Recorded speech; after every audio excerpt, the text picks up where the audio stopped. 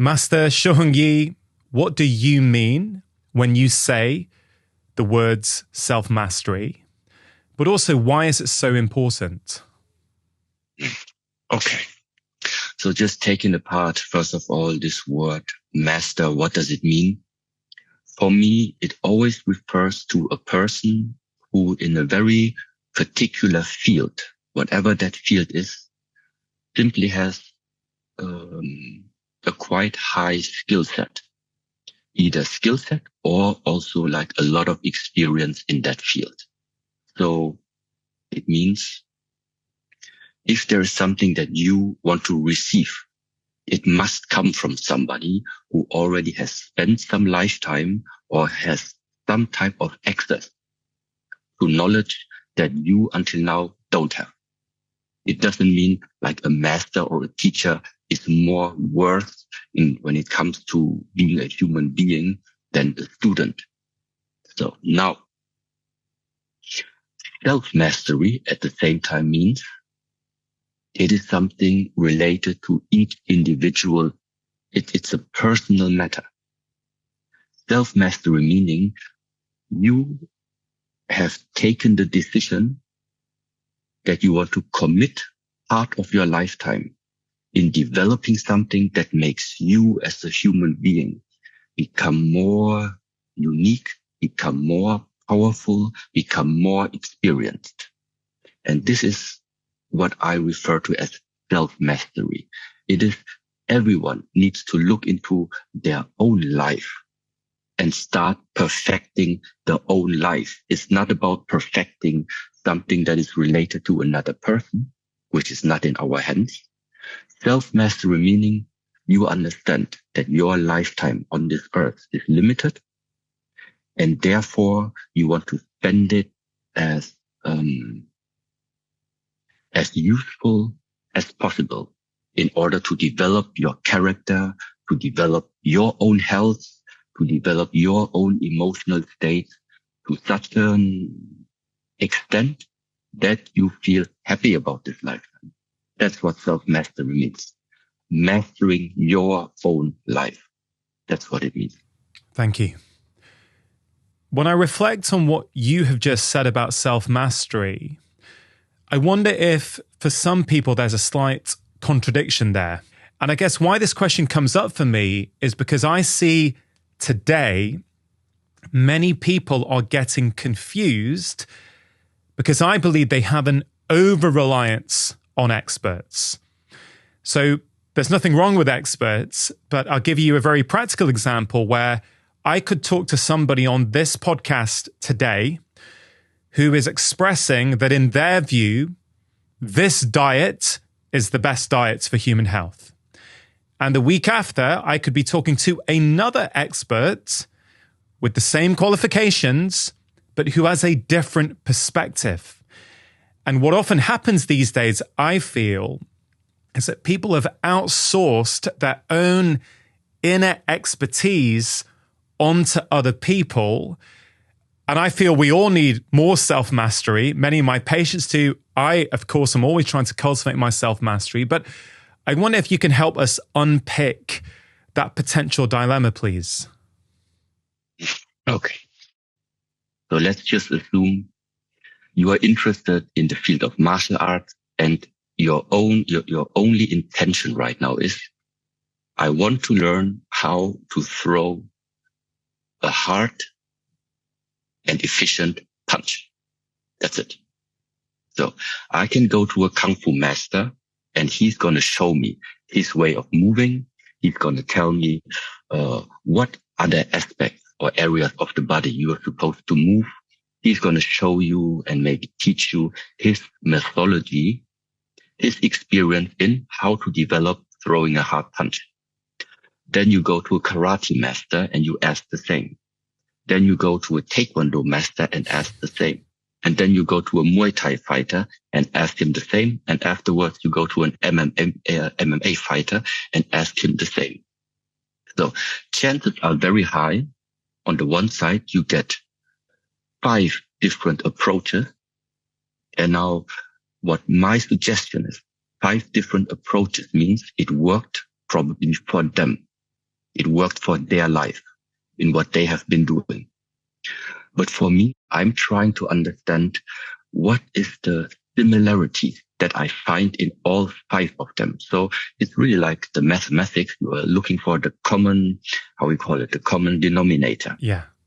So what is the same about the 5 perspectives I take into my life? And now I'm adding it up by my own training, by trying it out and getting my insights of what is working for me. And at the same time, you also maybe start to get an understanding why in the first place 5 different people have these similarities and why some of these areas are also different. So it never means that is also a way of thinking. Just because there are 5 perspectives doesn't mean 4 of them are wrong. It just means it works for a specific area. But your life right now, the country you're living in, the food that is available in your supermarket, in your city, the amount of daylight and night and all of this is all different for you in your surrounding. And that's why that is this individual area that needs to be adapted. So taking in experience, advice, and perspectives from other people is the first way to go, because otherwise you would have to rediscover everything from scratch. That doesn't make sense. Yeah, this is the reason why we have seniors, we have elders, we have generations, ancestors before us. They already did a lot of this research. Yeah. So it doesn't make sense to reinvent the wheel over and over again. But to make it really practical and 100% functional for your life, I think this is the part where now it goes into the ability of observing yourself, observing your own life, and actually with the mind going into yourself and asking, what is there that I can maybe still improvise in what I have heard already? I was born in an Asian family, but I realized about myself that already in early ages, I didn't engage too much in external communication, meaning I was not really engaging also in too much social activity, because sometimes people say I'm more introverted. Looking more, dealing more with the world which is happening inside of me, the world of thoughts, the way how I feel.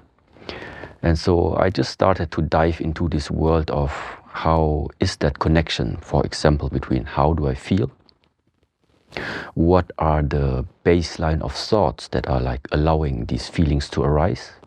And ultimately also, how do these feelings, how do my thoughts afterwards relate to, let's say, the way how I can perform in this world physically wise. And there I just discovered that a lot of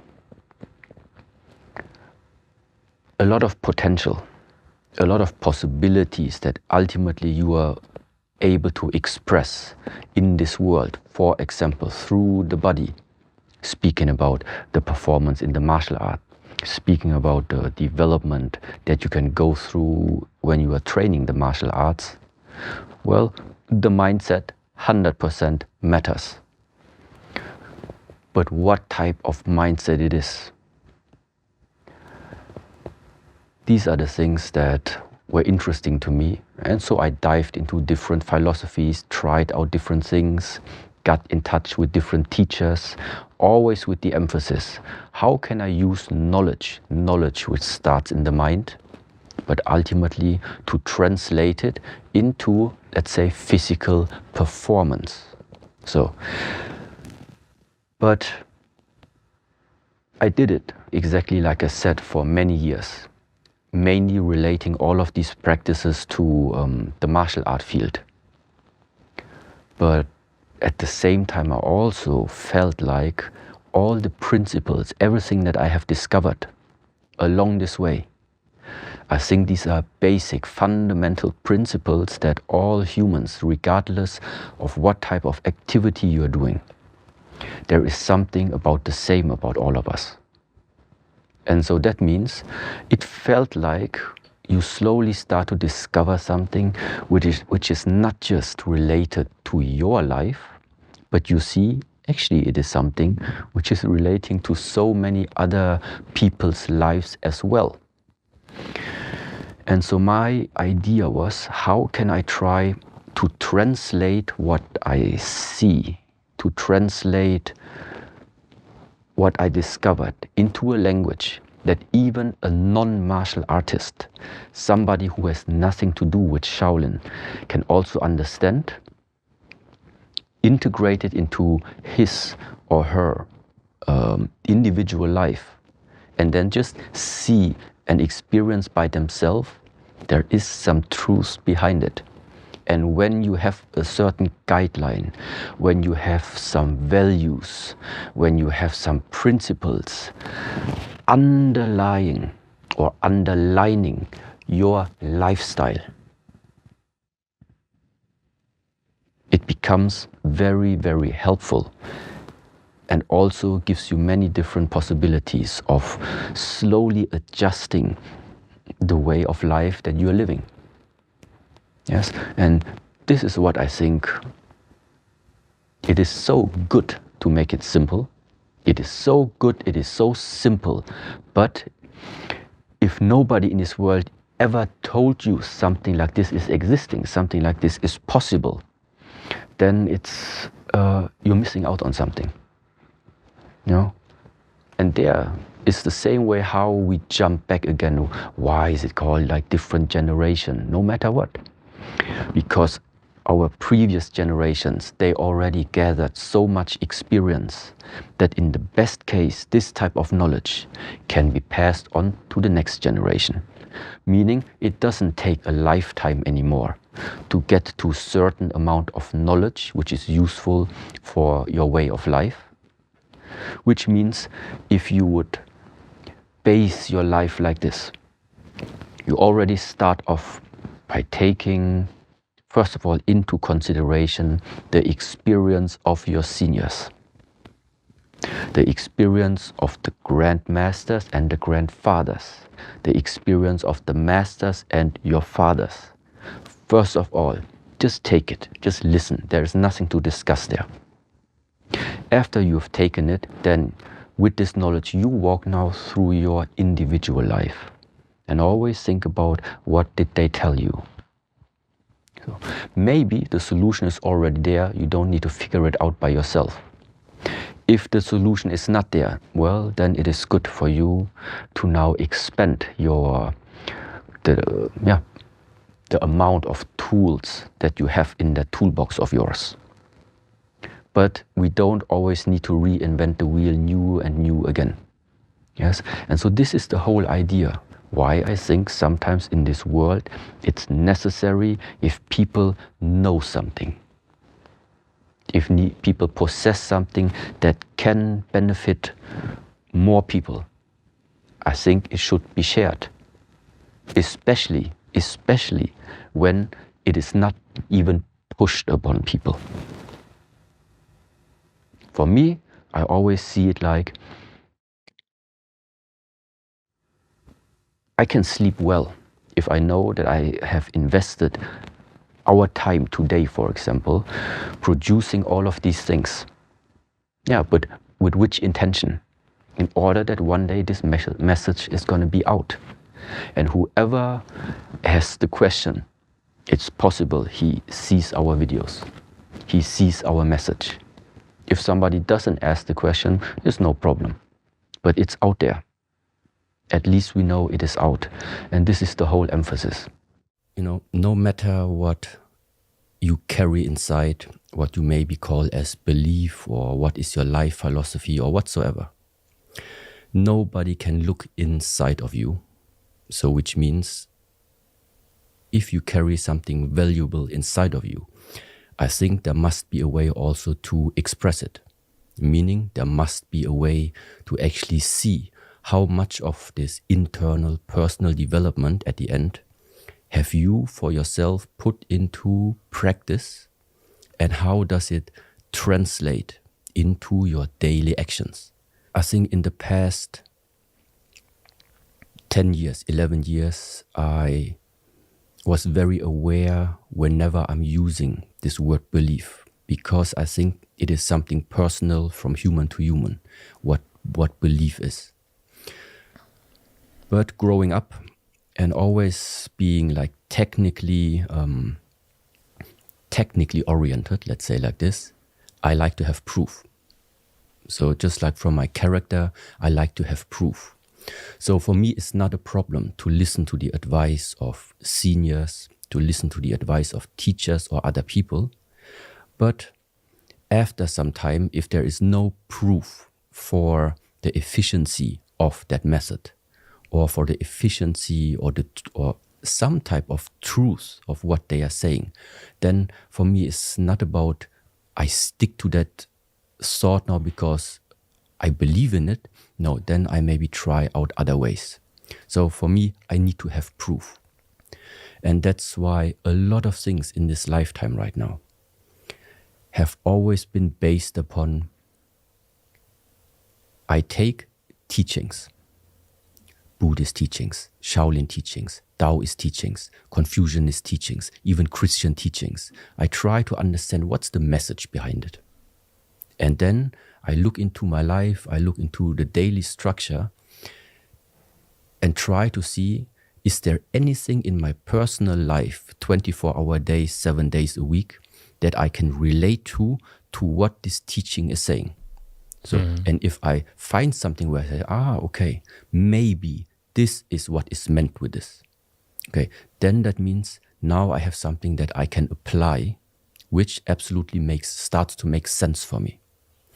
But if there is something like it is written in the text since 1,500 years and it has to be like this, and you just have to believe in it, in the beginning, yes, but after some time, if there is no evidence, proof coming, it's not that I'm saying I don't believe in it, but I need to keep observing. So that means there is nothing really fixed in the way where I would say this would be a belief. But what at the same time also has changed now recently, the last 1 year, 2 years, it's maybe strange to talk about it. But when I was 20, when I was 25, I already had the feeling, okay, I can see the things quite clearly. With 30 years, I thought I see it more clearly. With 35, I thought, okay, now the view is quite good. But within the last 2 years, also like many things happened along the way that, I think people would probably say I would be crazy to believe that things like this happen. Can you give an example? It's sometimes too much of a coincidence that I have something on the mind and a few days later, it just pops up. Or I get random emails that somehow have insight into things where I'm asking, where is this coming from? So this type of, I don't know how to call it, signs, signals, something like this. I don't know where they lead to or whatsoever. For me, it's just like that realization, okay, there is still so much out there that I do not know. And actually, because now we were talking already about like coincidence and maybe related with that also, sometimes you say we have coincidence on the one side, and then you have something predetermined, which meaning destiny on the other side. But just recently, because you also speak German, coincidence in German is called Zufall. Zufall meaning something falls towards you. So that means on the one side, you walk through this lifetime and then something falls to you. Mm-hmm. And so I was a little bit contemplating about it, and it absolutely fits to also my view of the past. Is your life in your hands? Yes or no? And my answer in the past used to be, there is something which is in your hands, and there is something which is not in your hands. So that means even if, let's say, even if it is written in the stars, you're going to be a successful businessman, just as an example. This is like, maybe it's the destiny. But you are not putting the work down. You are not waking up early in the morning. You're not answering the emails. You don't educate yourself. You don't understand how the processes are working. None of this. Then even if destiny is maybe written down, but it's still not going to happen. Because your actions that you are doing are not fitting to what is, let's say, written down to your destiny. So for me, the search has always been what might be written down. So what is it maybe that, where is your path maybe leading to? And what are now the necessary steps for my side that I have to put in to fulfill that mission? And whenever I had the feeling in my life that this fits together, so I had the feeling I have to make this, I have to go to this country now. I have to go to this country. So I try to do everything in order to be able to go to that country. And when these things come together, somehow like a next step came for me. So something happened in that country, somebody I meet in that country, that then somehow gives another layer now back to this life, where I had the feeling that, okay, seems to be like the next mission maybe, seems to be like the next challenge whatsoever. And this is where I say the things are not separated. So my search has always been, okay, I look what is the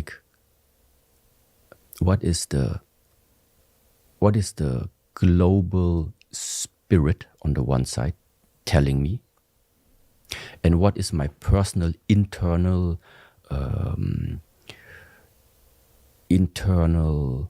fire, where does this want to go? And if these two things come together, I think this is, at least for me, I can only talk about my life. Until now, this is my guideline. Mm-hmm. Yeah, so if I have personal goals, but I feel it's not the right time for my personal goals, I don't push them. But if I feel like, okay, there are like, the constellation is right for something, I can feel the constellation is right. And then I put because this is the only thing that I can influence. I can influence my actions. I cannot influence what, let's say, comes to me. I cannot influence the coincidence. But once it comes, then I just ask myself, how quickly am I able to adapt myself in order to get in harmony and align myself with, let's say, this next step. So, and this is my guideline. This is maybe what you would call my belief. But besides that, okay, there is maybe one belief which is, at the end, is the same. At the end, it all leads to the one. That's my belief. What do you mean by the one? We all have a root. Everything in this world has a root. Everything has a beginning in a way. Or at least a beginning in the sense that you can trace back where also us come from. Why do I dress the way how I dress? It's because of my past. Why do I talk the way how I talk? It's because everything that happened in the past.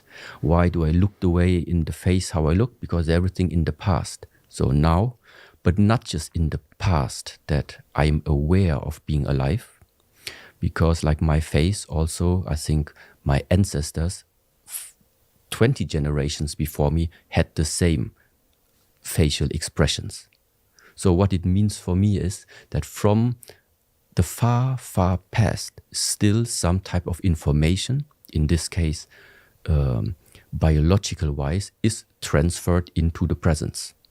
Okay, so this is now we're talking about biological. Now, in my worldview, let's say like this, I don't think we humans are only made out of biology or only made out of atoms, let's say like this. So besides the matter, besides the physicality that we have, it might be now a belief, I don't know. But for me, it's very clear that beyond the physicality, there is another layer about us that I, for example, would call it's like a spiritual area. It is an area that you cannot put into form. I cannot show you. I cannot show you my mind. I cannot show you my energy. I cannot show you my spirit. I can show you my body. I can show you my organs. I can show you my skin, all of this, but I can't show you this non-physical area. But for me, it's in a way a logical consequence that these two areas, physicality and spirituality, those two go hand in hand. Now, from the physicality, I just said from past generations, things are being transmitted and are being transmitted into the present. So why not also in the realm of the spiritual area?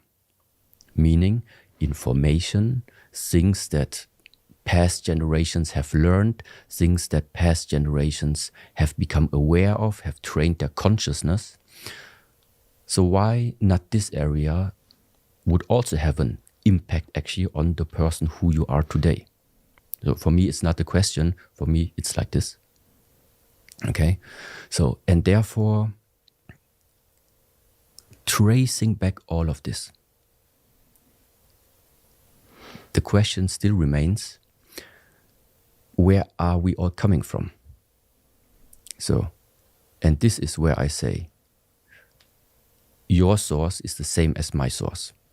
It's just along the way somehow we had different influences. That's why today we look different. And this one, I think this is for me, is the source.